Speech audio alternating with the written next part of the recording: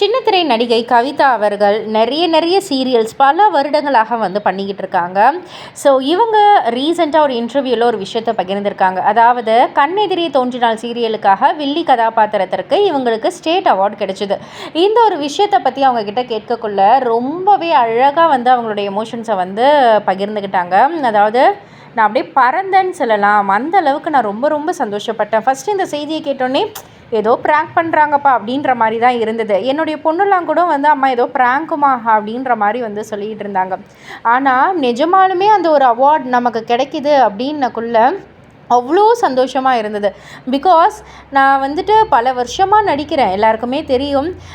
நிறைய award ஃபங்க்ஷன்லலாம் nominees வரைக்கும் போகும், அப்படியே கிட்ட போயிட்டு அப்படியே தூரம் வந்துடுவேன். ஒரு அவார்டு கூட கிடைக்க மாட்டேங்குது அப்படின்னு.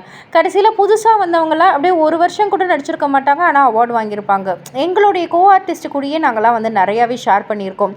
என்னப்பா நம்மலாம் வருஷ கணக்கில் நடிக்கிறோம், நமக்கெல்லாம் ஒரு அவார்டு கிடைக்கல, நேற்று வந்தவங்களுக்குலாம் அவார்டு கிடைக்குது, அப்படின்னா நம்ம எதுக்கு நடிச்சுக்கிட்டு வேஸ்ட்டாக அப்போ நம்மலாம் அப்படின்ற மாதிரிலாம் வந்து நாங்கள் ரொம்பவே எங்களுடைய ஆதங்கத்தெல்லாம் நாங்கள் வந்து ஷேர் பண்ணியிருக்கோம்.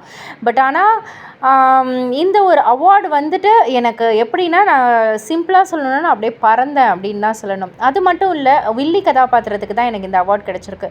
நிறைய பேர் வில்லி கதாபாத்திரம் எனக்கு வருதுன்னொடனே உனக்கெல்லாம் இது செட் ஆகாது, உன் ஃபேஸுக்கெல்லாம் செட் ஆகாது அப்படின்னு சொன்னவங்க ஃபேஸ் எல்லாமே என் கண்ணு முன்னாடி இருந்துச்சு.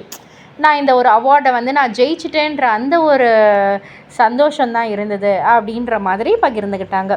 இதை பற்றி நீங்கள் என்ன நினைக்கிறீங்க? உங்களுடைய கருத்து என்ன அப்படின்றத கீழே உள்ள கமெண்ட் பாக்ஸில் குறிப்பிட்டு சொல்லுங்கள். மறக்காமல் சேனலை சப்ஸ்கிரைப் பண்ணி பக்கத்தில் உள்ள பெல் ஐக்கானை கிளிக் பண்ணிவிடுங்க.